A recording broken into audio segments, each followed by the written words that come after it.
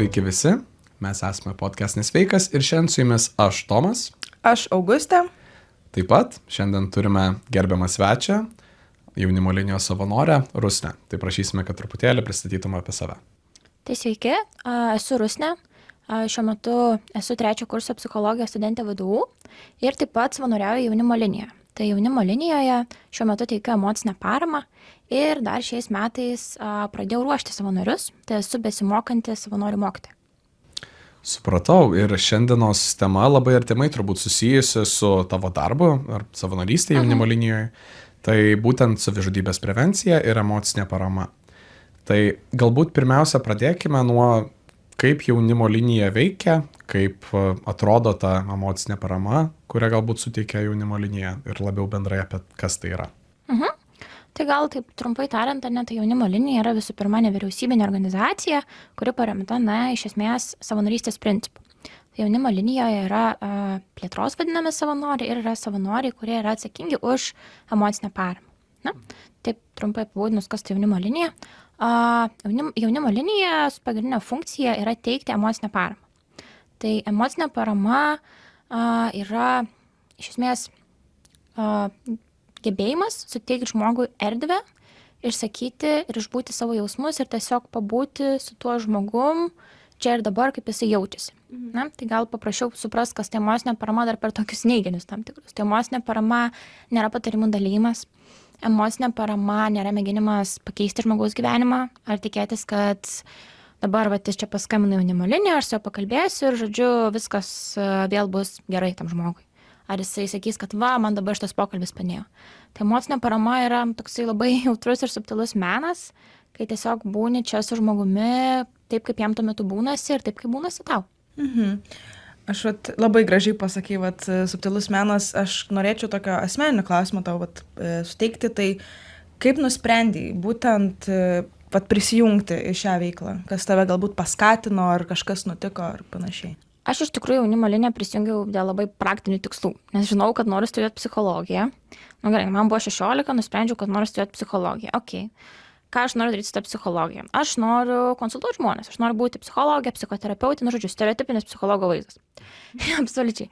Ir tada man reikia praktikos, o aš praktiką galiu gauti, būtent sužinau, kad jaunimo linijoje. Ir dėl to prisijungiau prie jaunimo linijos, nes, norėjau tos praktikos ir vis dar noriu ir aišku, motyvai būnant jaunimo linijoje pasikeitė, kodėl aš prisijungiau, bet tas toks pagrindinis momentas, kaip aš nusprendžiau, tai tiesiog norėjau įgauti praktikos savo tokiam būsimam darbui kaip psichologu.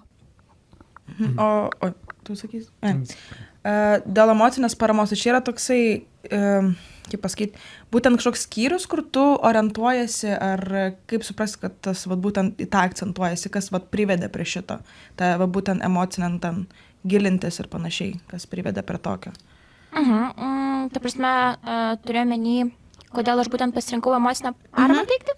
Tokia, kad, kaip paaiškinus, kas tave taip, kaip pasakyti, nepritempia, bet prigretino prie to, kad tu nori būtent tuo ir rūpintis ir mokyti kitus ir panašiai. Aš turbūt pajutau tai per pokalbį su žmogumi.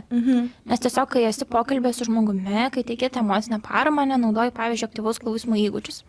Įvairius perfrazavimus, kalbė apie jausmus, kalbė apie tą gylį, įvyksta tokia tam tikra pokalbio magija, kur tu užmesgi dažnai tą ryšį su besikreipiančiuoju, besikreipiantysis tai yra tas, kurį mes taip vadiname jaunimo linijai, tuos, kurie skambina jaunimo linijai arba rašo. Tai žodžiu, ta magija mane ir patraukė, kai atrodo, kad gali užmegzti ryšį su žmogumi, tai ir nori teikti emocinę paramą toliau. Tų pokalbių būna visokių, bet tie tokie pokalbiai, kur tu jauti tą ryšį su žmogum, kur tu jauti, kaip vyksta ta emocinė parama, kur tu pajauti žmogų, pajauti pokalbio gylį, visą tai atperka tavo darbą ir kartais labai nesėkmingus, bjaurus ir įžeidžiančius pokalbius. Ir dėl to aš ir pasirinkau būtent teikti emocinę paramą. O savanorius nusprendžiau mokyti, nes iš esmės aš dirbu korepetitorė, tai man mokymas ir mokymasis mane visą laiką žavėjo ir traukė. Ir dėl to aš ir nusprendžiau, kad noriu dar ir emocinės paramos sferai pabandyti to būti ir tą daryti. Tas labai skiriasi nuo buvimo korepetitorė, nes visų pirma mokai suaugusius žmonės, o ne vaikus. Bet manau, kad tas mokymasis toks labai abipusis. Tai čia mano tokia pirma kursų laida. Tai aš juos mokinu, o jie mane mokina. Tai toks, kažkaip taip. Taip, ir galbūt grįžtant prie jaunimo linijos, kaip minėjai, skambučiai, žmonės skambina. Ir kaip turbūt daugelis mūsų klausytojų žino, jaunimo linija yra dažnai krizės linija dar laikoma, kad krizinių situacijų žodžiu. Ir mes numerį į jaunimo liniją pateiksime šitame video. Ir jeigu kažkam, žodžiu, geriausias turbūt klausimas ir būtų, kuomet reikėtų galbūt pasvarsyti ar skambinti jaunimo linijai ar ne. Man gal dar noriu užakcentuoti vieną dalyką, kad jaunimo liniją galima ne tik skambinti, bet ir rašyti čatu. Tai čatas veikia nuo 3 valandos papietų iki vidurnakčio. O jaunimo linijos, ta skambučių linija yra prieinama visą parą. Tai kaip žmogui patogiau, ne? Nes tiek ten yra garantuojamas anonimiškumas, tiesiog gal kažkam paprašiau susirašinėjimo būdu kalbėtis apie visus sunkumus. O čatas tai SMS žinutės ar kitur? Nuėjus jaunimo linijos tinklalapį, suvedus į Google jaunimo liniją LT, yra toks mygtukas, pasikalbėkim. Liktais taip vadinasi, ir ten yra galimybė tiesiog pasirinkti, kad per čatą kalbėtis, tai susirašinėjimo būdu realiai viskas atrodo kaip kokiam messengerį. Liktais Facebook'e su draugu susirašinėtum, tik tais, kad viskas vyksta anonimiškai. Tai ir pokalbį bet kada gali pasirinkti, kad tu jį nori baigti. Tai toks irgi. O tai tada, kuomet galbūt žmogus turėtų pasvarstyti, kad man reiktų galbūt pabandyti ar susirašyti, ar paskambinti jaunimo liniją? Iš tikrųjų, jaunimo liniją žmonės kreipiasi dėl pačių įvairiausių dalykų. Ir esmė turbūt yra tame, kad nei viena problema nėra per menka. Ar tai būtų, nežinau, kažkam nepasisekė gauti gero pažymio mokyklai. Ar tai būtų išsiskirimas su vaikinu, pykti su geriausia draugė, su mama. Ar tai būtų mintis apie savižudybę, arba galbūt kažkokios seksualinės problemos, klausimai dėl seksualinės orientacijos, prievartos atvejai. Problemų yra labai labai daug, bet turbūt pagrindinė mintis yra tokia, kad jeigu nori su kažkuo pasikalbėti ir atrodo, kad neturi su kuo, tai visą laiką gali skambinti, visą laiką gali rašyti jaunimo liniją. Ir tiesiog, jeigu jauti, kad nori tos erdvės išsikalbėti, išbūti, kartais gal kartu patylėti, tai turbūt tada ir verta skambinti, rašyti. Taip. Ir manau, kad ir paminėjai vieną iš esminių punktų, ką mes šiandien ir žadam aptarti, tai yra savižudybė, arba mintys apie savižudybę. Tai galbūt pirmasis klausimas ir būtų, kodėl svarbu kalbėti apie savižudybę? Tai turbūt svarbiausias momentas, kodėl yra svarbu apie tai kalbėti, tai yra todėl, kad jeigu apie dalykus nekalbam, tai reiškia, kad jie neegzistuoja. Tai savižudybių ta statistika Lietuvoje yra tikrai kraupi ir ypač dabar mes matom labai daug įvairių savižudybės atvejų ir ta savižudybė jinai yra labai įvairaus rizikos lygio. Ir kartais mums nebūtina nueiti iki to, kad net ne kartais visada, mes galim išvengti to, kad žmogus nueitų prie savižudiškų veiksmų, ar mes galim su juo kalbėtis ir suprasti, kad jis turi, pavyzdžiui, mintis apie savižudybę, Tai reiškia, kad jis dar tik svarsto, galvoja apie tai. Galbūt jis jau turi kažkokį planą, kaip jis nori nusižudyti, o galbūt tai yra jo ketinimai, kad jis nori žudytis ir jis tai mato kaip vieną vienintelę išeitį iš savo situacijos.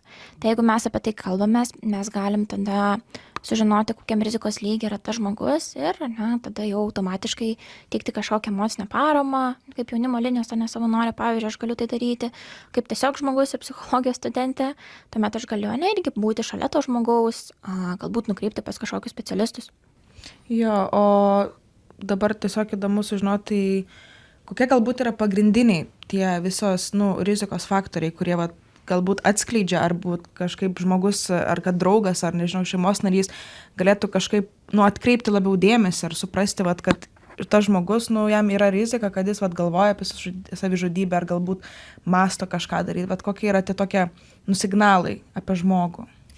Tai galim turbūt, kaip aš pokalbį atpažįstu, kad žmogus kalba apie savižudybę, kai naudoja įvairias tokias frazes, kaip man jau atsibodo šitas gyvenimas, arba, tai čia gal visai norėčiau, kad viskas pasibaigtų, aš jaučiuosi beviltiškai ar ne, ir tada visą laiką verta tikslintis, būtent emocinės paramos pokalbėje, gražu, kad sakai, kad jautiesi beviltiškai, kartais žmonėms, kurie jaučiasi beviltiškai, kyla visokių minčių, ar turi minčių apie savižudybę, ir kiti dalykai, kaip galima pastebėti turbūt gyvenime, tai jeigu žmogus perdėtai pradeda domėtis mirtimi. Toks perdėtas įsitraukimas, visą laiką galima sakyti, žiūrėk, matau, kad tave kažkaip labai dabar pastaruoju metu domina ta mirties tema. Man noris paklausti, ar tu turi minčių apie savižudybę. Tai visą laiką yra geriau paklausti, negu nepaklausti. Galbūt žmogus jūs liaudiškai tariant pasiūs, galbūt pasakys, net juokauji, jūs tiesiog žinosit, kad šitas rizikos neveiksnys atkrenta. Galbūt žmogui pradėjo tiesiog nebepatikti dalykai, kurie anksčiau džiugino, jisai labai atsitraukė nuo veiklų. Arba kaip tik, jis buvo ilgą laiką prisilėktas, nematėt, kad kažkas su juo vyksta, jis kažkoks atitolęs, nutolęs ir staiga jis tapo perdėtai žvalus, laimingas, linksmas. Tai gali tiesiog rodyti tai, jog žmogus rado tarsi sprendimą savo problemai. Jis nusprendė, kad jis nusižudys. Ir jam tai atnešė palengvėjimą ir dėl to jis dabar toks linksmas ir laimingas yra.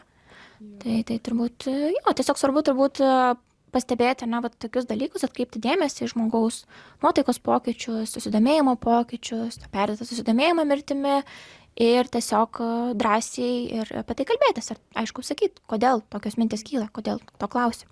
Aš dabar atsiminiau, kažkur skaičiau, kad tie žmonės, kurie staiga pradeda atidavinėti daiktus kitiems, taip, irgi yra, tai norėjau paklausti, čia yra tiesa, kad... Taip, tikrai gali ten ir kokį testamentą parašyti, ir daiktus atidavinėti, tikrai yra. Šiaip tam, kam dar yra įdomu, daugiau apie tai pasiskaityti, tai jaunimo linijos puslapyje irgi yra skiltis apie tai, kaip galima atpažinti, ar žmogus mąsto apie savižudybę. Tai iš esmės mes dabar aptarėm galbūt, kaip mes galim atpažinti kitam žmoguje, o kaip galbūt pats žmogus gali atpažinti, kada jau vis dėlto tai juda link kažko rimto. Nes kartais atrodo labai lengva yra nurašyti savo jausmus ir pasakyti, man čia šiaip tiesiog taip, bet man viskas nerūpi, juokelis visą tai yra. Tai iš esmės, kaip reikėtų turėti požiūrį pačiam žmogui apie tai, kada susipras, kada jau čia reikia siekti pagalbos. Tai manau, esminis dalykas, ne tai, kad tu minėjai, kad čia gal juokelis, gal čia bairis nurašymas, tai mes prieinam prie kitos temos, apie stereotipus. Tai turbūt žmogui reikėtų keisti, šiaip žmonėms reikėtų keisti požiūrį į savižudybę ir suprasti, kad tai yra rimta, kad tai nėra juokelis, kad tai nėra bairis, kad tai yra rimta ir kad tai gali pasibaigti žmogaus mirtimi ir gyvenimo pabaiga. Ir manau, kad kai žmogus, jeigu šiek tiek keistų ir nuostatas, į pačią savižudybę ir matytų tai kaip rimta dalyką, ne bairį, ne juokelį, tuomet ir atrodytų, kad gal verta kreiptis pagalbos. Jeigu nebesinori gyventi, jeigu nekyla mintis apie savęs žalojimą, jeigu tas gyvenimas atrodo toks beprasmis ir panašiai, visą laiką verta kreiptis tos pagalbos. Ir iš tikrųjų savižudybė, man atrodo, yra tas dalykas, kuris ypatingai Lietuvoje ir mūsų kultūroje turi labai daug stigmos ir turi visokių daug mitų. Tarkim, kad čia tik dėl dėmesio tai daro, arba čia tiesiog juokelis hiperbolizuoja, kad čia nori mirti, arba be galo daug, arba paauglystės hormonai, čia tiesiog nuotaika prasta. Tai iš esmės... Kaip tokius mitus reikėtų galbūt išardyti ir kaip ant kiek jie yra tiesa, netiesa? Tai turbūt galim tokius, mano nuomonė gal populiariausias nepanagrinėti. Tai yra tikrai tas mitas paplitęs visuomenėje, kad mitas, stereotipas, kad žudosi tik silpni arba tik stiprus. Tai tikrai ne. Ta prasme, pabaigti gyvenimą nėra nei stiprybės, nei silpnybės požymis. Tai yra faktas. Gyvenimas pasibaigia. Tai toks tikrai labai gajus, sakyčiau, stereotipas visuomenėje. Taip pat yra stereotipas visuomenėje, kuris dabar galbūt nyksta, kad žudosi tik tais priklausomybių turinti žmonės, tik patyčias patiriantis. Žodžiu, žudosi tik tie, kuriems tarsi su gyvenimu kažkas negerai. Tokie beviltiški, tai kabutėse. Žodžiu, su jais kažkas negerai, o dėl to jie dabar čia žudosi. Bet kiek mes turim pavyzdžių, kai žudosi aktoriai ar dainininkai, kur atrodo žmonėms gyvenimas, tiesiog nuostabiai sekasi, ten pinigai, šlovė, laimė, sėkmė, viskas, ką galime įsivaizduoti. Tai tiesiog reikėtų su tais stereotipais būti sąmoningiems ties tais stereotipais ir tiesiog jų turbūt neplatinti. Ir pagalvoti, ar čia tikrai taip yra, ar čia yra tiesiog stereotipas ir visuomenėje susidariusi nuomonė. Dar esu girdėjęs daug kas, ne daug kas, bet tikrai ne vieną kartą esu girdėjęs, kad tie žmonės, kurie žudosi, yra savanaudžiai. Taip, irgi tas, labai skaudus toks. Taip, man atrodo, kad tai turbūt kyla iš kitų žmonių norėjimo kažkaip susitvarkyti su netekties skausmu. Nes kai tavo artimo aplinkoje vyksta savižudybė, tai tikrai labai skaudus įvykis žmogaus gyvenime. Ir galbūt tie žmonės tiesiog taip nori susitvarkyti su to skausmu, su to netektimi, kurią patiria ir sako, tai kaip jis taip galėjo, jis toks savanaudis. O kai iš tikrųjų tiesiog tam žmogui labai skaudėjo ir jis pasirinko tokį išeitį, tokį problemos sprendimo būdą. Nes savižudybė taip, tai yra problemos sprendimo būdas, bet kuris tai veda, jis veda tiesiog į mirtį. Ir iš esmės, manau, dar tas visas požiūris, ne, kad savižudybė yra savanaudiška, taip tai kartais atinka, tas požiūris ateina iš žmonių, kurie, patiria tai tiesiogiai, netiesiogiai, bet iš artimojo aplinkoje, tarkim, pavyzdžiui, artimasis nusižudo. Bet labai dažnai, man atrodo, tai sklinda dėl to, kad žmonės kažkokius daro įsivaizdavimą per tokią nuomonę, per mitus apie savižudybę, kad kaip ir prieš tai minėjai, tik silpni žmonės tai daro, čia nesugebėjo susitvarkyti su problemom, čia kažkas trečia, ir tokiu būdu, man atrodo, atitraukia save nuo tos situacijos, kad savižudybė gali egzistuoti jų pasaulyje. Taip. Ir toksai, kad čia tik kitiem tai gali nutikti, čia tik kitų problema, kad čia nusižudys kažkas, ir dėl to, man atrodo, labai atsitraukiama nuo tos tokio realybės suvokimo, kad galbūt reikia pažiūrėti ir mano aplinkoje, gal tai yra, galbūt reikia pastangų įdėti tai. Bet galbūt grįžtant atgal prie temų mūsų, norimų aptart, viena iš tokių idėjų temų yra pakalbėti apie visuomenį, poveikį savižudybės. Tai galbūt kokios grupės visuomenėje yra labiausiai gal pažeidžiamos, į kurias galbūt reikia daugiau ypatingai dėmesio atkreipti, kai kalbam apie savižudybės. Tai turbūt čia gal standartiškai tos ar ne labiausiai pažeidžiamos grupės, kiek aš domėjausi, ne dabar prieš podcastą, tai turbūt ne visos lytinės mažumos įvairios ar ne, paaugliai arba jauni suaugę, iki 24 metų. Lygiai taip pat gali būti ir moteris, kurios tik pagimdė, dėl pogimdyvinės depresijos, žmonės, kurie turi įvairias diagnozuotas psichinės ligas ar patiria psichologinių sunkumų, tai tas spektras tų pažeidžiamų grupių ganėtinai platus.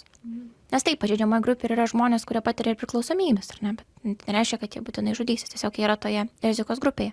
Šiaip žmonės, kurių gyvenime pastaruoju metu įvyko kažkokių krizių, tebevyksta kažkokios krizės, netektys ar ne, kurie anksčiau mėgino žudytis. Čia labai irgi yra svarbus rizikos veiksnys, mes pokalbį irgi, jeigu išsiaiškinam, kad žmogus jau prieš tai bandė žudytis, mums irgi duoda informacijos, kad jis jau vieną kartą tai bandė žudytis ir jis tikrai yra padidintos rizikos grupėje. Tai bet iš tikrųjų turbūt reikėtų koncentruotis ne į rizikos grupės, bet tiesiog pastebėti šalia esantį žmogų ir jo emocinę būklę.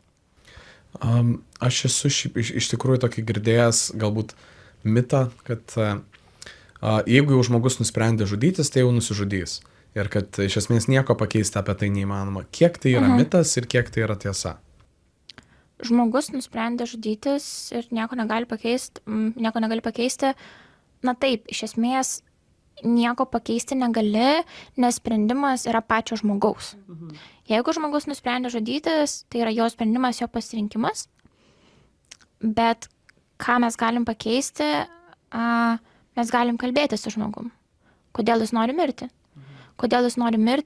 Kas su juo vyksta, iš kur iš viso tokios mintis kyla, kiek jis laiko apie tai galvoja. Mūsų tikslas neturėtų būti perkalbėti žmogaus, nes tai, kaip ir sakiau, jo pasirinkimas, bet mes galim tiesiog aiškintis, būti šalia, mėginti suprasti jį. Tai tikrai, toks iš dviejų pusių, tarsi kaip ir negali perkalbėti žmogaus, bet gali tiesiog su juo išbūti tame. Bet tiesiog turi visą laiką prisiminti, kad pasirinkimas yra jo. Tikrai taip. Kad iš esmės kito nuomonės nepakeisi.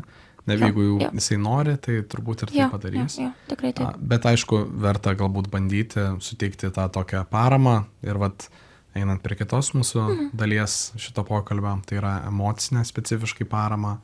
Tai galbūt ir prieikime prie to. Tai ką būtent reiškia emocinė parama?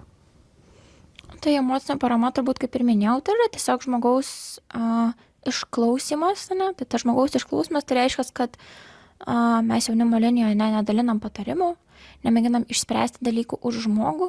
Visa atsakomybė yra žmogaus rankose. Žmogaus yra pats atsakingas už savo veiksmus, ir mes tiesiog galim gilintis, domėtis juo, kas atsitiko jo gyvenime, kas įvyko, kaip jis dėl to jaučiasi, kokie tie jausmai kyla. Tai ta emocinė parama yra tiesiog toks erdvės suteikimas, žmogui išbūti su jo emocijomis ir pabuvimas šalia jo, su tuo, kaip jis jaučiasi.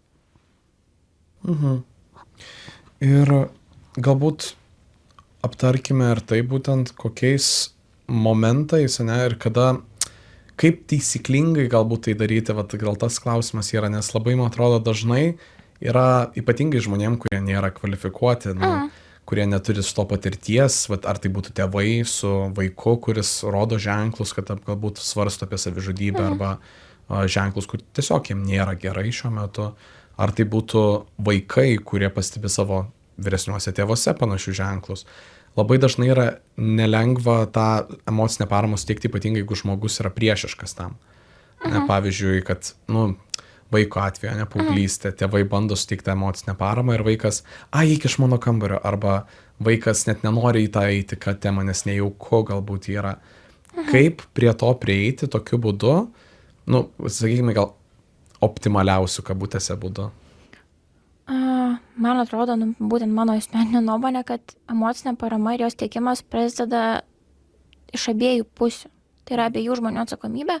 Ir jeigu vienas žmogus nori tai daryti, o kitam to nereikia, kitam to nereikia, ateis laikas, kai galbūt to reikės. Bet čia nedomai kalbė apie tokius jautrias grupės ir jautrius atvejus.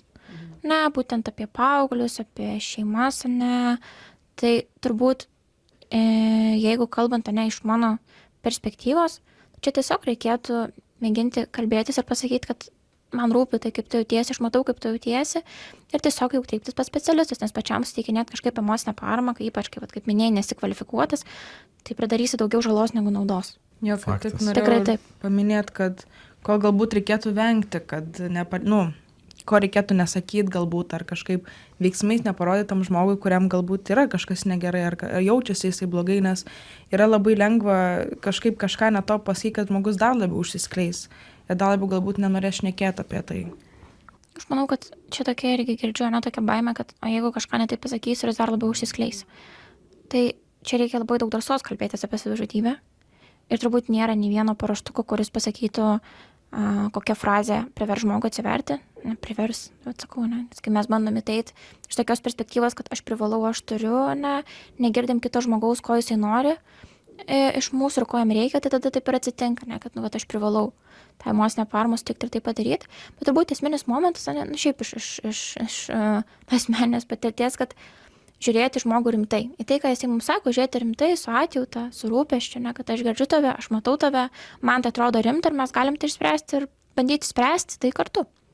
Turbūt tai nereikėtų tiesiog juokauti, kažkaip nurašytas problemas, kad tai čia vienkartinis dalykas, tiesiog pažiūrėti tai rimtai ir išgirsti ir pamatyti tą kitą žmogų. Ir galbūt netapti terapeutu, kaip prieš tai. Taip, čia tas tikrai labai svarbu. Nebandyti diagnozuoti, čia tipo tavo problema, tu dėl to, čia tik dėl tiek ir čia tu tiek išpūti burbulą. Taip. Iš esmės, jeigu jau pats žmogus, ar tai būtų vaikas, kad ir jeigu jaunesnis vaikas, ar tai būtų vyresnis suaugęs žmogus, jeigu jau išreiškia tą problemą, dažniausiai nebereikalo.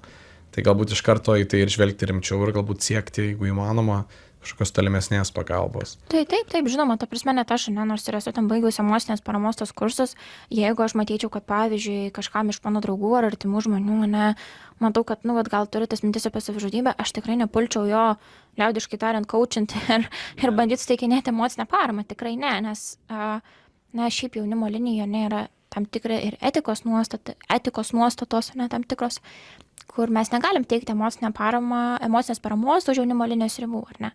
Tai galioja turbūt kiekvienam žmogui, ypač, kai esam visi psichologijos studentai, tai puikiai žinom tas etikos galimybės ir atsakomybės, tai turbūt labai svarbu suvokti iš tą atsakomybės aspektą ir tiesiog nukreipti tada žmogų pas kvalifikuotus specialistus. Supratau. Dar gal yra klausimų? Jo, aš norėjau paklausti, kai šiaip tiesiog ateičiai arba galbūt žmonės žiūrės ir bus įdomu, kaip patekti tą jaunimo liniją, kaip ten, nežinau, vyksta turbūt kažkokie mokslai, ten kursai, turbūt kažkiek reikia perėti, gal papasakotum, kaip ten visas procesas vyksta. Tai iš esmės, viskas prasideda nuo tokio informacinio susitikimo, tai čia tikrai labai daug visokios reklamos yra ir komunikacijos iš pačios jaunimo linijos, kad kviečia ir ieško tų savanorių. Tai dabar jau vieni kursai čia Kaune pasibaiginėja, bet prasidės kiti pavasario kursai. Tai irgi, kam įdomu, tikrai kviečiu labai žiūrėti ir sekti tą informaciją tiek jaunimo linijos socialiniuose tinkluose, tiek pačiam puslapį jaunimo linijos. Ir vyksta tas, kaip ir minėjau, informacinis susitikimas, kurio metu papasakoja jaunimo linijos atstovai apie tai, kas tai jaunimo linija, kokios yra savanorių galbūt atsakomybės, kaip viskas maždaug ko neveikia ir pakviečia registruotis atrankai jaunimo liniją. Tai atranka, ar nevyksta atrankos pokalbis, kurio metu mes tiek besimokantis mokytojai, tiek jaunimo linijos mokytojai ir bandom žiūrėtis, kaip tam žmogui sektųsi būti jaunimo linijoje. Žiūrim, ar jis neturi kažkokių pats šiuo metu gyvenime sunkumų, ar nepatiria krizių, kurios trukdytų teikti tą emocinę paramą. Nes emocinę paramą tu turi teikti tik būdamas pats, stabilus ir tau pačiam nereikia, tau pačiam neturėtų reikėti tos emocinės paramos. Tuo momentu, tai ir vyksta atrankos pokalbis ir jeigu atrankos pokalbį ir nepraeini, tuomet laukia kursai. Tai kursai vyksta kartą per savaitę, dažniausiai vakariniu laiku, kursų trukmė vieno užsiėmimo 3 valandos būna ir jie vyksta kažkur dabar, tai bandau suskaičiuoti 4 mėnesius, jeigu dabar taip neklystu, plus minus suskaičiavus, ir vėliau ar nelaukia toliau visą kitą savanorystę praėjus kursus. Čia taip apibendrintai turbūt taip. Ir turbūt man visą pokalbį buvo klausimas iškilęs galvoj, o kaip tu pati jauties, kai gauni tos visus pokalbius, kad ir tos negražius kažkokius pokalbius arba pokalbius, kur žmonės pasakos, kaip jiems sunku, vat kaip tu pati susidylini su tuom, kad vat grįžus namo neįsinešti, žinai, tų kitų žmonių problemų ar galbūt, žinai, vis tiek jautru ir sunku. Taip, tikrai negaliu pasakyti, kad visą laiką pavyksta neišsinešti tų problemų, nes kartais tai būna arba įvairios manipulacijos, įžeidinėjimai, seksualiniai pasiūlymai, ta prasme, aspektas yra labai įvairus, o kartais tai būna iš tikrųjų labai jautru ir labai gilu, kai girdi, kaip žmogus ar ne turi kažkokį planą, kažką saudarosi, žalojasi, rašutosi pokalbio metu. Tai visų pirma, kas padeda to neišsinešti, tai turbūt ribos, kurias brėžia tiek pokalbėje, skambinančiajam, besikreipiančiajam, užnugaris, nes mes turime jaunimo linijos užnugaris, tai savanoriams. Yra žmonės, kuriems visą laiką gali paskambinti ir pasikalbėti. Tai tikrai man nekartą teko skambinti, bet šiaip turbūt man padeda toks šiek tiek pareflektavimas apie patį pokalbį. Kas man tame pokalbėje sekėsi, ką aš norėčiau daryti kitaip. Kitą kartą, jeigu man toks pokalbis pakliūtų, taip pat turim įvairius tokius kvalifikacijos kelimo užsiėmimus. Yra privalomas savanoriams, ypač pradedantiesiems, neišbūdėjusiems dar 180 valandų, turėti bent 9 kvalifikacinės tas valandas per pusmetį. Ir tų užsiėmimų spektras ir pasirinkimas yra labai platus. Jos veda patyrę visokie savanoriai, svečiai iš išorės, lektoriai. Ir irgi yra erdvės išsikalbėti apie kažkokius galbūt užsigulėjusius pokalbius, yra galimybė turėti ir tokius asmeninius pokalbius su kitais mokytojais, šiaip su savanoriais taip prasiventiliuoja, kai keitiesi budėjimas po budėjimo, vienas savanorius su kitu, aš kartais ir išsirašau dalykus, kartais kurie galbūt mane slegia. Tai tokie visokie įvairūs būdai ir jų junginiai turbūt ir padeda kažkaip išbūti visą tai.